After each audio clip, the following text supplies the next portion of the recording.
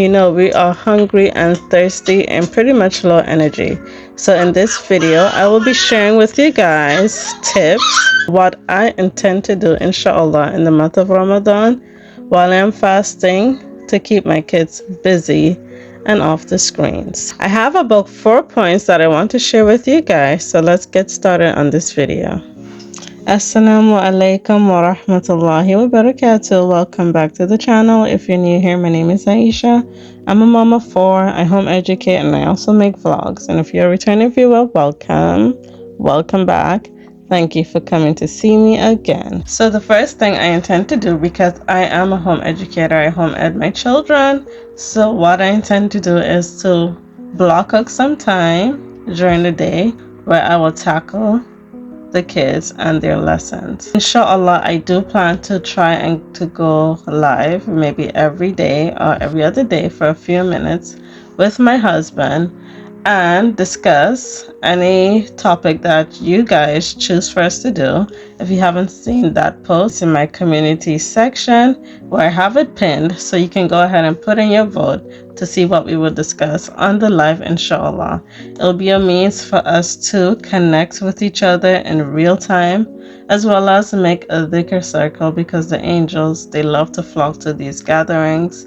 So let's try and get maybe we start something to take with us after Ramadan, inshallah, where we just connect and come together and worship. So for myself, I have 2 hours blocked out, and I will try to bump that time up in the morning while I still have a high energy. So 2 hours, 30 minutes for the live, and then an hour and a half where I'll split accordingly with each children to get their lessons done. If you do send your children to school, maybe you might want to adjust your block of time, make it a little bit less. Maybe you do it after Fajr, before the kids head off to school, or in the evening during bedtime if you read them stories, or before to go to bed, you have like a little ta'aleem learning circle. Try to focus more on the religious aspects of Islam, because in school we don't really focus on that so much from experience. So you might want to block out some time for yourself, just like I am, and get into your children's education and engage them in that way. And why I suggest morning, because we're fresh, we just had our suhoor, inshallah, and now we're like getting ready for school. So before you send the children into the bath, you sit with them after the prayer and talk with them 5 minutes, 10 minutes, 15 minutes. You don't need a whole bunch of time, just enough time to get the message across, inshallah. In the evening, if you go to the masjid or you pray at home before they go up to bed, another 5-10 minutes, nothing too long, because they're tired as well, and just give them as much as possible something impactful, short and impactful, and share with them, inshallah, according to each child's level. I'll make it general if you have a lot of children. Sorry if I sound like I'm rambling on. I have a few points that I'm looking at, but I'm going off the dome and try to advise you guys from my life experience, if you may. So my second point is connecting to the first one, which is for myself. First, I'm going to explain what I'm doing, and then you guys can try to alter it and adjust it according to your needs. So the second point is connecting, is that for my home education plan, I plan to teach my children from religious texts or religious studies. So I have English and math that I'm really focusing with the children, mostly like English and reading to be exact. And with my oldest, we're working on sentences and reading comprehension and stuff like that. So I'll try to take examples from religious texts when forming sentences, and engaging them with books and PDFs that are religious instead of the regular secular booklets that we buy and we work through. I'm going to take it from religious texts. And then there's this lovely website. They do have free PDFs, or if you want to support them, you can also buy their books. They're pretty cheap. I think the website is QuranicTarbiyya.com. I will put in the description below, inshallah. where I get some of my material from, and the PDFs, they have really good content there. And also printout sections. Like there's one section in particular talking about Masjid al-Aqsa. I do plan to do that with them, activities during the day to keep them busy with religious texts.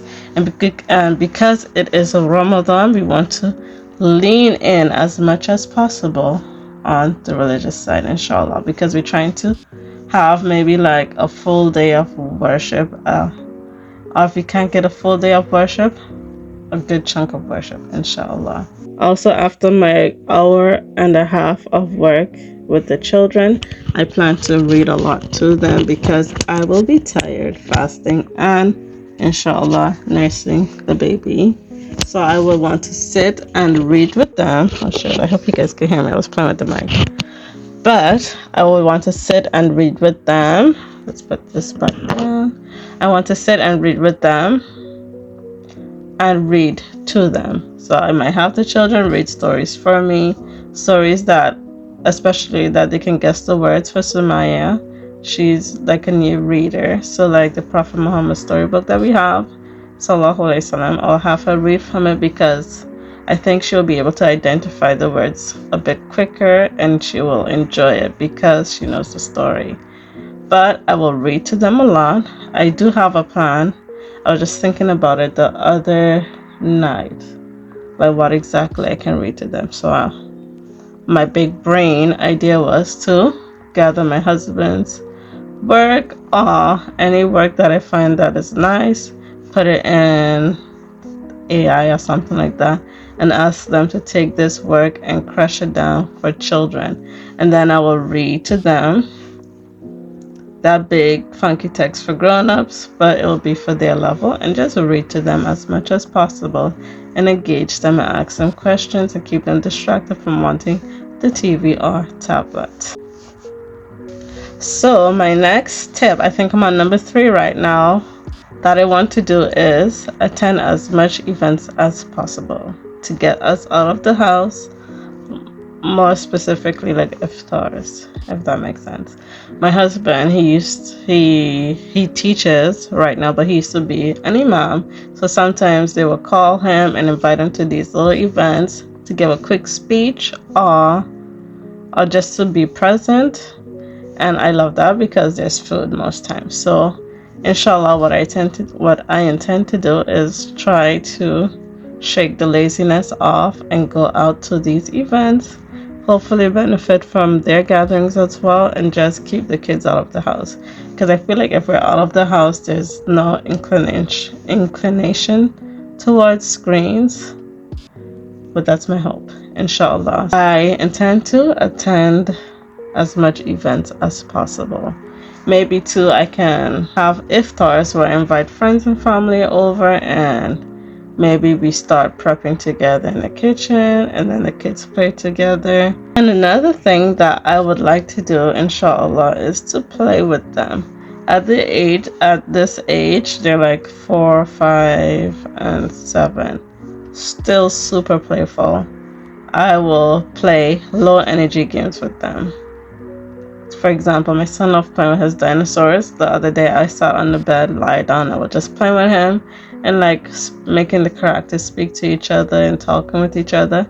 And I was able to like do spelling words with him, like spelling words like chaos and stuff like that.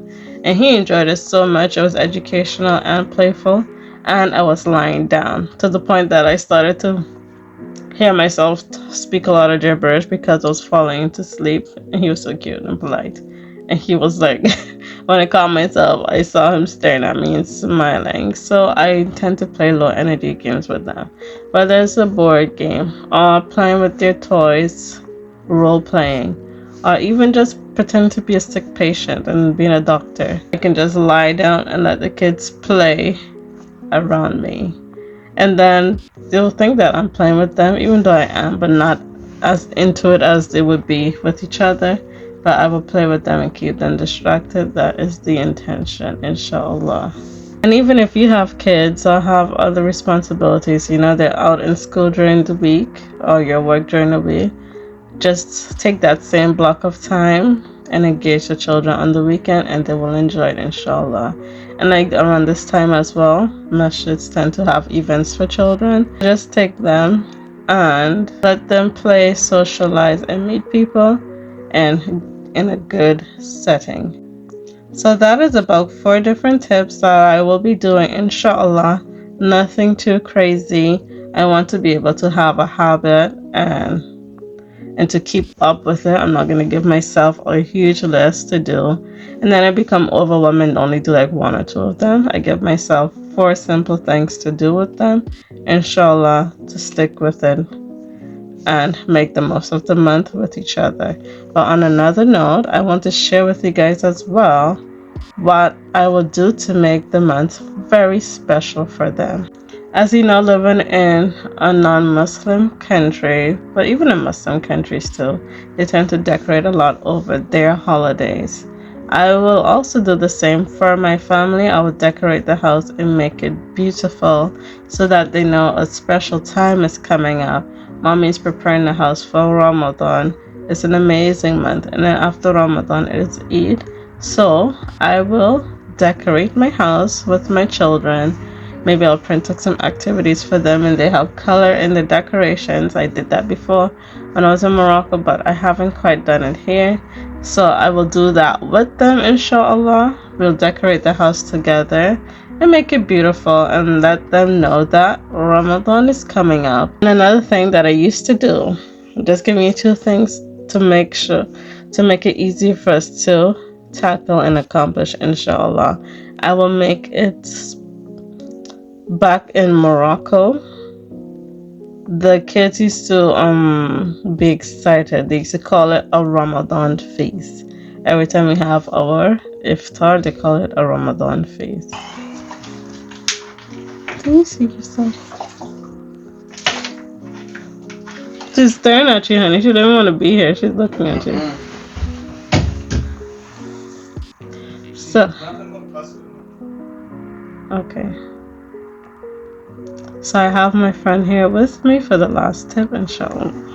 So another thing that we can do to make the month special is simply move the time where you serve your fruits or vegetables, fresh fruits and vegetables, from morning to evening around iftar time.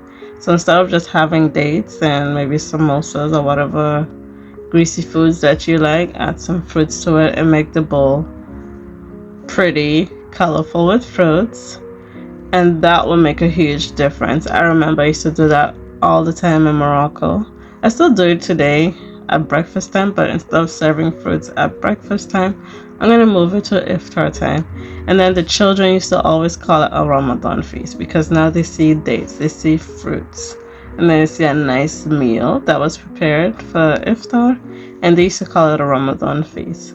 So I will bring back that concept again, and it seemed nice and abundant, and wow, Ramadan is so amazing. Look at all this food.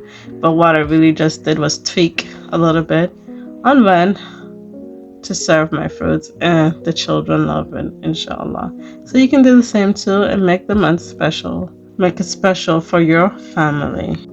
So if you have found this video to be helpful, do comment below and share even more tips. Maybe mine is not quite for everyone, but if you have something to add to it, do comment down below. Don't forget to like, comment, and go to the community post. And I hope to see you guys on the live, inshallah. Vote what you want us to talk about, and please join us and let's gather together in Ramadan and connect with me in real time. I realized over the 5 years plus of posting on YouTube, I never went live. So it'll be interesting, and I hope to get some support and to see you guys and speak with you guys and connect with you guys. So go ahead and vote. Next thing we're going to discuss is time, but that'll be another post, inshallah. So thank you for sticking to the end with me, and I'll see you guys in the next video, inshallah. And while you wait to see the next video, go ahead and check out these other videos, click on them and watch and connect with me, inshallah.